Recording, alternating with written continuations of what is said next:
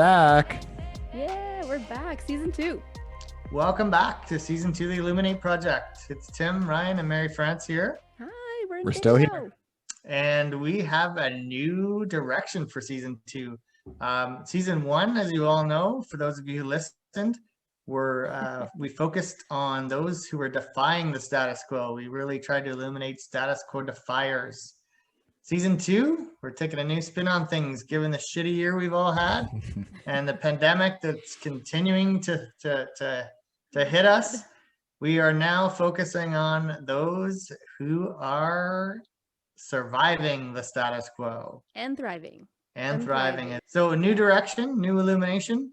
And we've got another surprise. We are not only available now on your favorite podcast provider, but we are live. Maybe not YouTube. Live, but we're on YouTube. So we've done a video component. So yeah, so you can see these boys' beautiful faces at last. You can put a face to the name, not just silhouettes anymore. Now we actually have to dress up. But we're really excited for this first episode. We're bringing to you the story of the event. It's a topic that's very close to our hearts as founders. Mm-hmm. What a journey this has been. You know, who would have thought? We thought we were breaking some pretty crazy ground back in like 2016, 17 when we started talking about this, and we launched in 2018. But I think it's safe to say that this year, having pivoted completely to virtual and had to break it all down again and start over, I don't think we could have ever anticipated not only what this would become, but how much I think the event meant to people and how much they needed it. How much they needed it. Oh yeah, for sure. For sure.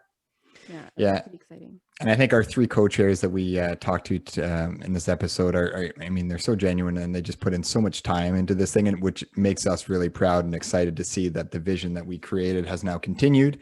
And so, it was really refreshing sitting down with the three co-chairs who we have Steve Lacelle from the Ottawa chapter, the MPI Ottawa chapter, and Lisa Lipowski with Montreal chapter. And lastly, but not least, Sandra Moniz of the Toronto chapter. But I think the event this year, we thought it would be really important to inaugurate or launch our season with this, with talking about the event, because it certainly was the highlight, I think, of many of our years. Something that we weren't sure was going to happen, and it being the highlight, and we just came off its great success that just happened like a short few weeks ago. Mm-hmm. It was, people are still talking about it. That's Hope it. you enjoy it. Let's do it. Let's kick it over to them. How do you guys feel now that you've had some time to breathe and the dust has settled? Yeah. I think the feedback has been amazing. Like Lisa said, all the partners reaching out and all the attendees reaching out and, just saying, what a great job, how great the conference was and the event, sorry, not the conference, how great it was. Sorry, I corrected myself. I've let it slip a few times. I'm getting stale. I've definitely used the word conference. No C word. Yeah. Sorry, but no. I think the feedback we've got has been amazing, and it makes all those long days kind of worth it, right? So. And I think for me the biggest part, because there was no faking till we make it. We had to peel all the layers and start from scratch, because, Lisa and I got our DES along the way and that helped a little. But I think for me, the biggest accomplishment was that we involved all the partners. And when I say partners, I mean the speakers, I mean the committee members, those were all the partners. The partners didn't end up being just our sponsors. So really it is a shared success, because if it wasn't a success, then everyone was to blame. Can't improvise online, right? Yeah. There was a lot of, I don't know, we're learning this together, right? There was a lot of guys we're figuring this out. Yeah. So there was some frustration, but for the most part, we invited people to be part of building the solution. And if the solution didn't work, you know what, they were part of that. So can we start by going way back, over a year ago, and when you guys had been through the process once, it was a full process, you were shooting for face-to-face, and then boom. Well, wait, we have to sort of put a little parentheses here and just mention that Steve, you joined when did you join? January. The knight in shining armor. So you weren't necessarily part of that first edition. You're a newbie. Yeah. More, I guess, to Sandra and Lisa, Take us back to that time and how you felt and how the committee felt and where you were and how were you looking forward? Yeah. So what was going through your mind at that time? Yeah, big bummer. I was still optimistic that we could do something. Mm-hmm. And then the WHO ruined it for us. I guess the WHO said we couldn't get, not that WHO, the other WHO, said we couldn't, right? And so we didn't have the answer at the time. So we just decided to just postpone, right? We didn't say, this sucks, like we're going to postpone, and the health of our attendees is our number one concern, right? And we didn't get any or very little pushback because no one really could even fathom how much of an impact this would be, right? Even 2 years later. 2 years? How long have we been in a pandemic? It feels like 14 months? Feels like 2 years, but I don't know. Lisa, do you remember? Like, you did all the messaging, right? Like, I remember very well. I remember being at a dinner in old Montreal with Victoria, I think, was sponsoring it. And my God, we were hugging people. It was in March. and they were very hesitant, like, okay, do you want to hug me? Because it was right at the beginning. And I was staying with my kids in Montreal, and I was like, okay, I better not take anything back there. And you guys were, I know we leaned on the committee, we leaned on the founders, and really we talked to a lot of people about what decision we had to make. But for me, I remember very clear, there was one point I was trying to hang on to the very last minute to postpone this thing. And then it was just clear we couldn't, but we showed effort that we tried, and we ultimately factored in all the stakeholders to make the decision. Yeah. We tried, and we systematically informed so that there were no gaps. It's really sad. Did you guys think at the time, okay, if this doesn't happen this year, I'll be around for tier 2 to execute this, whether it's virtual, hybrid, in person, or did you feel like all my work's gone down the tubes, that's it? My chance and my team's chance of executing is gone. I think we were like thinking of maybe fall, right? Like we had no idea how October. We had come up with so many iterations. It was never canceled. I think we were always pushing it, but we had no idea what that looked like. So we postponed, right? Yeah. And then we decided that we were gonna not be that group that didn't, right? That we just went into hiding, and we wanted to put our attendees and our communities, mental health first. And we just wanted to provide a way for people to connect. We didn't know because 3-4 months before, people were all zoomed out. I don't want to see people. I want to see them in person, right? Everyone was like sucking out. They're like, I don't want this. I'm like, that's the only option you have right now. Yeah. For a long time, virtual felt like a consolation, and like it wasn't the real thing, right? And I think there's a lot of denial and a lot of just resistance because we love our in-person events. It's what really matters. It's what at the heart of what our industry is. But so just to bring it to Steve, maybe to flip it, what were your thoughts when you were invited on in January of 2021? Yeah, so I was pretty excited. I talked to Ryan actually first off, but I figured I'd been to the event in Ottawa and Montreal, and I enjoyed it. So I said, let's do it. Like coming from the Encore background and the production and all that stuff, working with AV Canada was amazing. Tammy was amazing. Their team was great. So but like we were talking about offline, there's no faking it in the virtual world. It's so much, a lot more work. And, as everybody said, the hand holding and really making sure that everybody's on the same page and we know where we're going, and just having all the information. So that's.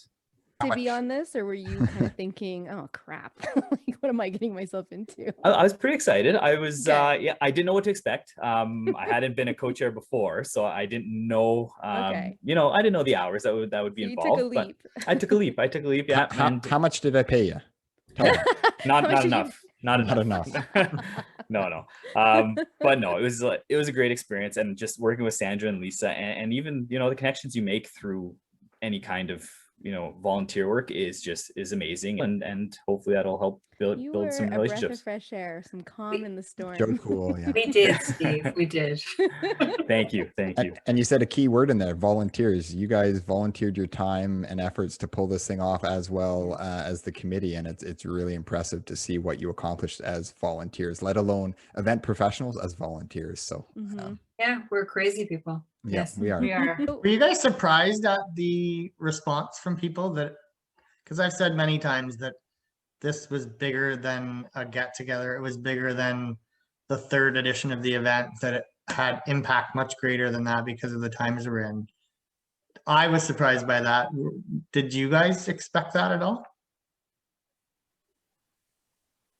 I mean, it's hard to tell if people are just being nice. You kind of think, oh, people are just being nice. They're saying it was great. But, after careful consideration, I think people are fairly honest, and in many cases they have shorter fuses. So they're going to tell you how they feel, right? And so I think a lot of emphasis was for this particular program was to include soft skills, because more than ever, we need to take care of our own mental health, right? And so mental health was sprinkled out throughout the entire program, whereas pre-COVID, soft skills were kind of shunned upon. I'm here for the business skills. I need to learn how to be a better meeting planner and ROI, right? Yeah. Well, like something that we noticed and we talked about before was the chat. I think the chat was like the unsung, like was the star of the whole thing. Yeah. It was so exciting. And that's something that's got to come forward to face-to-face events again. There's a way to connect the audience to the speaker on the stage through a chat. And I think that's going to be something really cool in 2022, how we can utilize what we learned from the virtual edition this year. And I'd like to give kudos to like the education team, right? Like the presenters that we had were, and that's what got those conversations going, right? Like the Peter Katz and even the closing, the community keynotes, like those stories were so touching. Yeah. I think that was the key. It was our industry people, right? It was people we knew up on stage, but it was exactly what our industry needed. We needed some inspiration in a tough time. Again, it's that duality, right? Like I think what the event did well this year was bring the humanity to the forefront, when it was so set up, or it was very easy for people to assume, oh, it's virtual, we're not going to be connected, it's going to feel robotic, it's going to feel like a Zoom meeting, this and this and this. Like a lot of those assumptions that I would argue are things that I think we've all said, if I can be fair, pre-COVID, of why like we wouldn't want to do a hybrid event. Like this existed for a long time. We were like poo-pooing it all the time, going, no, it's not intimate enough.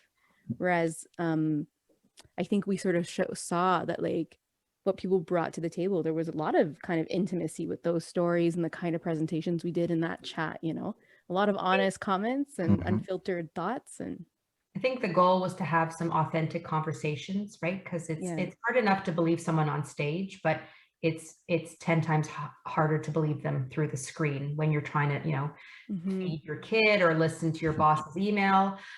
So authenticity was the goal, but what I saw come alive on the stage was just the vulnerability of people, their honesty, and just putting everything out there. Like I almost fell off my chair when I heard MC's story, because I really pushed her to find her voice and don't be shy, and I didn't even know what the story was about. So when I actually heard her story, which I thought was going to be about stage fright, I was like, oh my gosh, like I'm totally captivated by your bravery.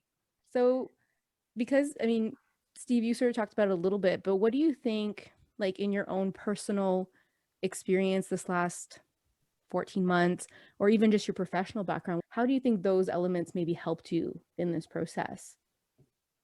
It just bridging that gap between the presenters and the partners, and then bringing it to life, right? Like the whole production aspect of a virtual event is very different than the live events. And I worked with Tammy a lot on just trying to make sure that when we go live, that mitigate as much risk as possible, right? Well, tell us something that stressed you out. We keep hearing how calm you are through everything. Tell us something that got pissed I off know.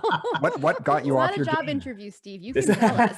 This is unfiltered. No, just I don't know. Let me think about this one. Okay, and I'll come back to me. Lisa, what stressed you out? I'd like to know what kept each of you up at night. You know, it was just being able to deliver. Yeah. It became so overwhelming at some point. And, you know, I knew that I had co-chairs who had my back, which Yeah. meant a lot. I knew that I had you guys who had my back, which meant a lot. And the committee was stellar. I mean, we can't ask for better volunteers working with us. But, you know, as a planner, I mean, I guess I'm a perfectionist. I don't know, maybe I've let that slide a little bit. But, you know, at the event, it was just like, it was so like, bam, bam, bam, go, go, go, like, you know, before and then on site. So I didn't get those usual endorphin highs that I get when you execute, you know, a program, because I was so busy jumping from one Zoom to the next Zoom, and, you know, and Sandra messaging me, "Are you there?" So it was, you know, it was more difficult.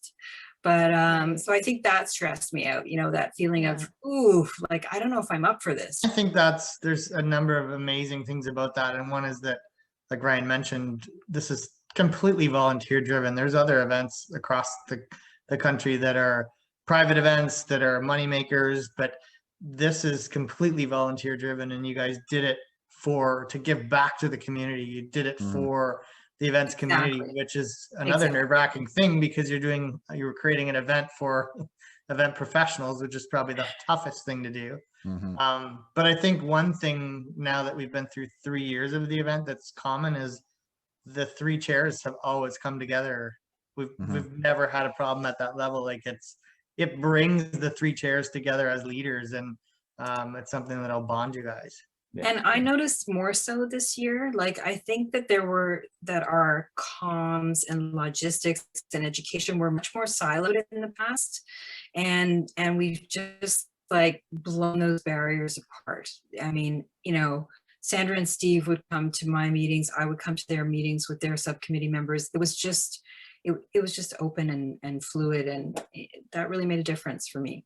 Okay. Well, I know in year 1 I wanted to attend Ryan's meetings, and he completely shut the door on that. Get out of my space. Very right. Get out of my space. Very territorial You were a about. competitor, right? Like, you were a different hotelier. I don't know. Yeah, that's why. Now, Sandra, what about you? What kept you up at night?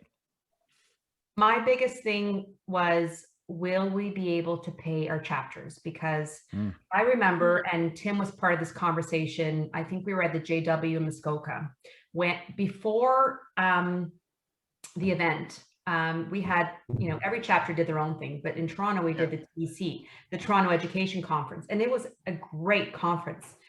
Didn't make a lot of money, but it was a great conference, right? So then, you know, we moved on and we went to Chapter Business Summit in Dallas, and you guys got together and said, how can we make money, right? So, you know, for me, it was always a yes, because you're pooling resources, you're pooling sponsorship dollars, right? And you're gaining access to attendees for 3 chapters, and this year coast to coast to coast, right? And so that was my biggest keep me up at night, is, are we going to make money? Are we going to be able to pay our chapters when they're all struggling, right? Well, like a true supplier, I'm not surprised, you know, being the fiscally responsible one. That's important, because that could, especially in these times, it's even more important, because there's so many chapters struggling. That could make or break the existence of a chapter at this point. That's true. It's a big added pressure, especially a year like this one. Well, thank God you guys were able to raise close to $250,000 per each of our chapters. Not true. That's not true. Well, that's it's refreshing to hear what kept you, because we and I guess when you talk to a lot of people, you only hear about the successes, so we always like to dive into what were some of the struggles. But I've got a question for you now, and we're going to kick it over to one of our segments. As you've you know, assume you've listened to a few of our podcasts, we like to do something called temporary or transformational. What's it gonna be? So I'm going to ask this question to each of you, and I'd like you to simply let me know, or let us know if you think it's temporary or transformational. Yes, this is unfiltered. We want an honest feedback on this one.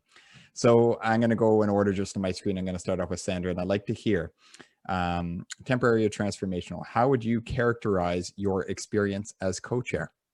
Is it something that came and went, or is it something that's transformed you or your career? Transformational. All right. And Tell us a We little have bit more. bets, by the way, on what you guys are going to Yeah, we predicted what each of you would say to this question. Big money, I'm big gonna money go riding back on this. to one of my original points. You That can't quarter a fake it. million. You know, Yeah. you Yeah. can't fake it. Like you can't just show up and be like, give me my script, give me my mic. Like, you know, the DES was something I didn't really, you know, think I was going to do, but helped me understand virtual events a lot better, right? So that was something that is now in my toolbox. So that's transformational. And, you know, working cross, like not only cross chapter, but working with people like in, you know, the Middle East, which I would have not had access to before, in the US. So, you know, we kind of played around with and toyed around with this one phrase, which never really got off the ground, but we kind of opened up borders virtually. Yeah. Okay. All right. Steve, what about you? How would you characterize your experience as co-chair for the event? Temporary or transformational? I'd say transformational too. Yeah. Okay. Just like Sandra said, how, you know, it made her think of other aspects, and same with me. So being from the Encore team and always doing production and AV and all that stuff, and then seeing, you know, the other side of events and seeing the partnerships and the communications department and, you know, everything, and seeing, you know, what event planners do day in, day out. It's, you know, it's amazing. And so but no, it opened my eyes, and it makes me see, you know, we talked about in 2022 if I'd stay on. Unfortunately, I can't. I have You gotta stop having kids. Come on. That's the plan. That's the Did plan. he say if? Yeah. I think he said if. What? I mean, Ryan has kids. You know, Yeah. he did it. Yeah, but with the one coming in August, it might be 2022 might be a busy one. I don't think So it's about the kids. I think it's about Hey, your wife. you know what? but You that's can- okay. yeah, helping with the kids. Yeah, You came on this year, what, 3-4 months out. So we'll just bring you on again. they just call me up in January again. Yeah, maybe. Think like Maybe the- I'm- I mean, we Like, can see you can do you it. could be 4 like months. the Is it easy event- for the whole thing. yeah. It'd be like the closer out of the bullpen. Closer. And the next year it burns out. Yeah. Hey, great. Funny. That's awesome. All right, let's hear from Lisa. Pressure's on, Lisa. What do you think? You know, I should totally say temporary, but I can't say it. I never thought I would get involved with the event. I spoke to Mary France in depth I in remember this. When 2018. you were like, fat chance. I'm like, yeah, gotta retire. Don't bug me. You know, like I've done my dues, I've done my time. But oh my you God. surprised me when I saw that I was like, what happened? Okay. Yeah. Okay. Transformational. All I right. was up for the challenge, right? And little did I know End it- what end the it with a challenge would bang. be.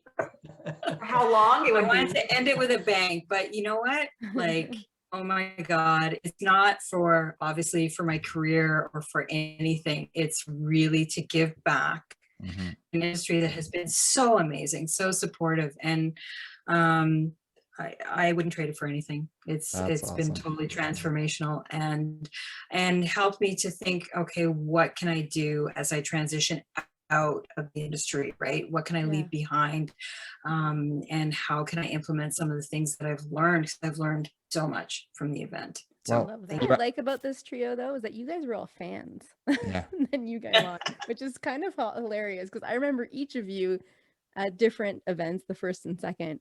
And so I love seeing fans turn into creators. Yeah, It's super fun. Absolutely. And You we know, should some- we should ahead. mention as well the fourth person, Rebecca Trafford, who also mentioned Steve came out of the bullpen, but Rebecca was the starter. Absolutely. And I think she put a lot of her stamp and effort into making this happen as well over the first year and a half that she was a chair. So I don't want to Agreed, Tim. Had we realized the event on site in 2020, like Rebecca would have been the queen on site of logistics, right? So Not Yeah, an easy agreed. feat to have to carry that over into second year for sure. So Mary France, I thought for sure when Steve mentioned that it was transformational for him because you got to see you know, a glimpse into the planner world. I thought for sure you would bring up the putting out fire story from the event. From season you? one. Yeah. Remember So- when I was Oh, I have to say it now. If you want to tee me up, I'll do Yeah, He it. wants know. he wants you to say it. He does. No, because so the thing is, I mean, with me and the guys, of course, like I was kind of the planner. Ryan's like a secret planner. I think he really wants to do it. No. But Tim was more a little like I think more out of your zone for when it came to like this transition because you all felt it, right? You have this transition of the planning, which is planning, and then you transition to execution. That's kind of like it's a bit of a hurdle, right? You kind of have to like really change your mindset and start getting into the execution mode. And when we got on site, I'll never forget Tim, like we show up into the planning room, into the war room, and he says, "Oh my God, like I just put out like 3 fires and it's only 10 a.m. Is this going to be like this the whole time?" And I looked at it, I was like, yeah. That's Well, I what don't you're think here for. I didn't really have that accent, by the way, or Oh. like body Yeah. language. But It was pretty funny because you were very genuine about it. You were And not that was being even before it sarcastic. started? well, Yeah, yeah, it it was was right like before it during started. registration. Oh, Yeah, He yeah. was like, "I just put down 3 fires. How is this gonna be like this the whole time? This is nuts." And I was like, "Yeah, dude, this is event planning." It doesn't happen that way in sales. You plan it out, you give everything. pass it- know, you Then pass it pass off. it on to your coordinator. I will Pass it on. say, I do miss it because I'm a planner by definition, but I planned for a couple of years and I miss that Yeah. being on site and putting out the fires, you know, literally one time, and you're, you know, you kick into almost like a paramedic mode, right? Yeah, It's like, it's hey, pretty what do I need to do thrilling. first, right? Did you guys feel that in the virtual edition at all, or no? It wasn't the same. Different. Different. Well, But how I so, think- Lisa?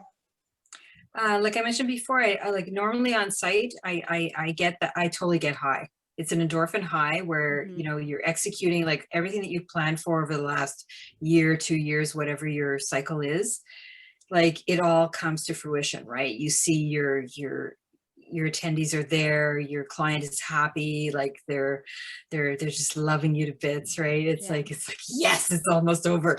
So and when it's a success, it's just amazing, right? So I do my happy dance, and I was just so busy in the virtual realm. I mean, not to say we're not busy on site, Right. but it's like if you're You not weren't getting ready that when the instant conference starts, gratification. Yeah. right? If you're not ready when the conference starts on site, like forget it, you're in trouble.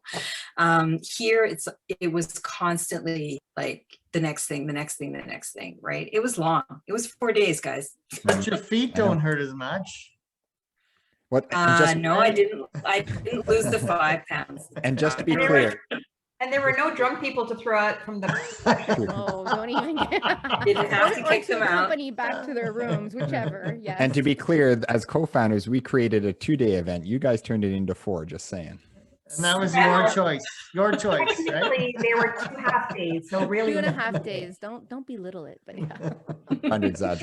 Trying to exaggerate to prove a point. But I think like we're all junkies in this industry and we're all about the instant gratification, you know, like I always think about, I can never have that job, like a government job or something where you just work on a project and then you finish the project, like, oh, it's done. And then you just turn around and move on. You know, we really like the party. Like we love the celebration and the spectacle that comes with it.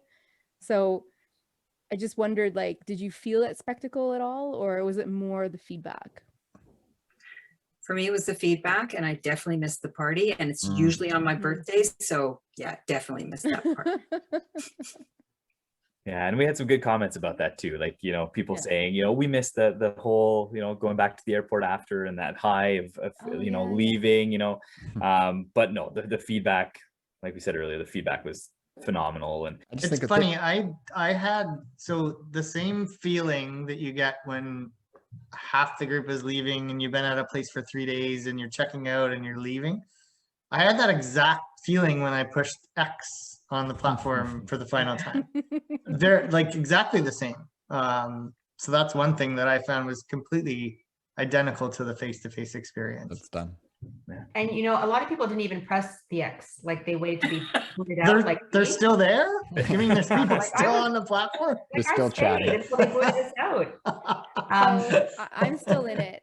Yeah. Right You now. know what I did not miss? I didn't miss those people that were there just to like be there like in body, right? And they were just like texting or sleeping with their eyes open. Like Yeah. people that were there, they wanted to be there. And again, you know, not to go into too much of the analytics, but when I looked at the closing community keynote numbers, I was in awe because usually people are like sleeping in or trying to catch a flight. It's because they're all But- hungover. Have you guys heard our food on the floor segment? Food on the floor, 5-second rule. Food on the floor, you got the 5-second rule. It's essentially, we're just going to name a topic and we just want you guys to name 3 things that come to mind quickly. You don't have to explain it. Just 3 things that come to mind. I'm going to ask a different question for each of you to keep it flowing. And I'm going to start off with Lisa this time. So name 3 other Canadian cities that the event should visit. I'd like the event to, personally, I'd like the event to go to Victoria, Calgary, and St. John's. Yeah. On cue, the dog barks for the end of Yeah, the, sorry. Actually, the dog barked for Calgary. I just want to say that. So St. John's, really? Yeah. okay. You want everyone to get screeched in? Yep. Why Victoria? Because I love it there. I think we'd have fun. St. John's, yes, absolutely. This group would love to get screeched in. And Calgary, because my heart goes there. Okay. Did Sandra pay you to say that? Yeah. Absolutely not. Well, Calgary's a good time. I would happily go back to all 3 of those cities. So that's something, Wow. Maybe a little foreshadowing of what's to come. All right, let's restart this again. Another 5 seconds on the timer. I'm going to kick it over to Steve. And this is going to be a slam dunk for you, Steve. So no pressure, but you absolutely 100% need to get this in 5 seconds. Name 3 benefits of virtual platforms. Networking, on demand, and that's a quick 5 seconds there. That is a quick 5 seconds. That's quick 5 seconds. I'll say the last one is like pre-recording. Did the event sell post-event tickets for on demand? Nope, it was just it's only available for people that were signed up for the event. Some exclusivity. And Exactly. have numbers been good for the on-demand content? They've just been uploaded this week. So when Pretty this good plug. episode comes out, the on-demand content will be live. So if you're Right. listening now, People, you so can get go over back, Get it. check it all out. And you can go see the keynote speakers on their TIPP Talks. That is a Right. project of the Illuminate project, Yes. Nice little and plug. can also be brought to your event. While we're plugging. Yeah. Anybody else want to plug anything? No. Yeah. Okay, we're good. We've got one more to do. Let's kick it over to Sandra for the last one. And I like this one too. I want to hear the answer to this one. Yeah. Okay, you ready? So name 3 event profs that need to co-chair the event. What, only 3 in 5 seconds? Give You us a can name bunch 10. because we're going to go after these people. Okay. Anne from Calgary, and she's going to kill me. I can never say her last name. How do we say Anne's last Tim, name? over to you. we had a good laugh with Anne's last name on the podcast. Nugan. Season 1. Nugan? I didn't even clue in that it was Anne that she was talking about. Anne Nugan. Nguyen. Nguyen. Nguyen. Anne Nguyen Nguyen. from Calgary. Okay. Miranda Kwok from Victoria. Okay. And It's got to be somebody from St. John's. I think we're just. Oh, nailing it. hell yeah. Trifecta. I'm going to go random. I'm going to go with MC in Tremblant. Ooh, Nice. yeah. Wow. Okay, Yeah. good. Good one. And you guys have absolutely there. done a layup to find these new co-chairs. We now have testimonials of you guys all saying how transformational this experience was, and as much work as it was, you absolutely loved it. So this is going to go a long way. So if you heard Starting to your feel name like a mentioned by PSA. Sandra, congratulations. You're the new co-chair. Welcome of the to No, event. that's not true. Welcome to the event. You know what my favorite thing that volunteers say to me all the time when they, as a way to like not do it, they go, well, I won't be able to give it my 110%. I'm like, who does? Are you nuts? Like none of us are. And that goes back to a couple of years ago when we started this thing up. I mean, we couldn't have done it with one of us. We needed 3 of us to kind of pick each other up. We all had ebbs and flows, but it was also the diversity of our 3 backgrounds and our careers and everything else that kind of led to the success of it. And it continues with the 3 of you guys all coming from different backgrounds. So I think that collaborative approach and diversity really is crucial to the success of it. So and one of the key phrases of the event, as I look behind you, collaborate, cultivate, elevate, you need all 3 of those to be able to pull it all off. Wow, that's good, Ryan. Yeah, And but I agree with you you, guys- Ryan. Our backgrounds were really key. It was very helpful. You You got to it know what would've you're good been- at. You got to know your strengths and delegate what you're not good at. You guys clearly did I that. didn't really delegate. Sandra just jumped in and helped out, which was amazing. I would have I thought would you were not gonna have had say it. Sandra just told me what to do. No, she just took over. She took over, and I was able to focus on what I needed to focus on, because if I would have had to take care of the programming on top of that, I don't think I would have had enough hours in the day, to be honest with you. And Great. Sandra, she put in the time and really stepped up. So Okay. We love hearing that because it's all we had hoped for, you know. And it's fun to see this kind of gift keep growing and people getting as much out of it as we did way back in the day, you know. And that's like old school. Now it's time to move forward. Yeah. So Is that why you guys are in black and white? Because you're old school? No, Yes. Tim. yes, Tim, why were you in Yes. black and white? God. Because it's about you guys. It's about the guests. We're illuminating you guys. Oh, But I mean, that Thank was a you. great conversation. I think we did everything we needed to. We found our new co-chairs. We've got some insights on the event, and again, can't thank you guys enough for your contributions and everything you did for the event. I would just like to say it is about you guys, but from our perspective of the three that started the event, I think I can speak for Mary Friends and Ryan, but we were proud to watch you guys and how you stayed with it and stayed the course and executed, and you know, the great lengths you went to do what you did for the community, and it was so well needed at that time. And not just proud, but impressed. Yes, absolutely. Thanks, guys. thank you. Thanks again. thank you.